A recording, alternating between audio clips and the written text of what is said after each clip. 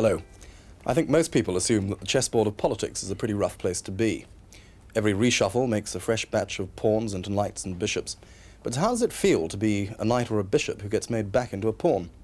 My guest today is Nick Scott, MP for Chelsea, and until the arrival of Mrs. Thatcher, a Tory spokesman on housing.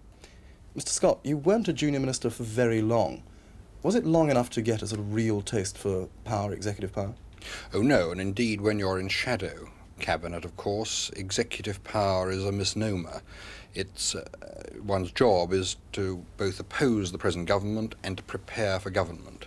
I think we made a fair start in opposing the present government and exposing the inadequacies of their housing policy. But what I wanted to do was to give the Tory housing policy as wide an appeal as possible. I think everybody understands that owner occupation is very close to the heart of the Tory party, but properly we should also be concerned with the rights of council tenants, with homelessness, with those in the private rented sector, with landlords. To a certain extent, your ability to shape that policy has now been taken away. Oh, certainly. What were your personal feelings when you found out that you were being dropped? Oh, I think frustration and disappointment. Housing's always been very close to my heart. I've represented an inner London constituency for nearly 9 years, and I know of the problems of housing that exist particularly in the big cities. And so I was frustrated, and of course I think there's a natural personal disappointment at being removed. But I think one must be philosophical about these things. I've seen in my comparatively short time in politics the wheel take a number of different circles, and I'm sure it'll turn again. Oh yes, indeed we've seen the return of Mr. Maudling and Mr. Thornycroft recently. But despite that, isn't there naturally a sort of psychological feeling of failure? Well, I don't think so. In funny ways, it's the third time it's happened to me one way and another. I was when I set my first foot on the rung, it was to be PPS to Ian MacLeod, who tragically died a month later, and so I was back totally as a backbencher.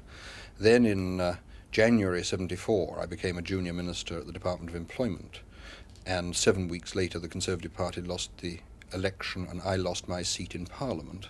And this time I've lasted rather longer, but again, one's put a foot onto the ladder and it's slipped for the moment. So you just have to make sure when you go into politics that you don't allow this sort of thing to shake your confidence? I think that's right. One must take a long view, and one must also be conscious that there is a very worthwhile job to be done as a backbench member of Parliament, both in serving one's constituents and in helping to shape policy. How about your family? How did they react? Oh, I think they're, of course, disappointed, perhaps more disappointed than I am, because they have a shorter view, and particularly the young children perhaps show their disappointment more. But again, they're going to see more of me, I think, because of this decision, and so there'll be something on the other side of the coin for them. Of course, it's not true of the shadow cabinet, but if you get a reshuffle in government, a man can find his salary halved. Do you really think that's fair? I mean, that seems a very brutal way of treating somebody. Well, yes, and indeed more than halved if somebody was reduced from being a cabinet minister to a backbencher overnight. But I don't think money is any sort of motivation in politics, and most people, I think, who were removed from a cabinet post would quickly be able to earn more money outside than they could possibly make in government.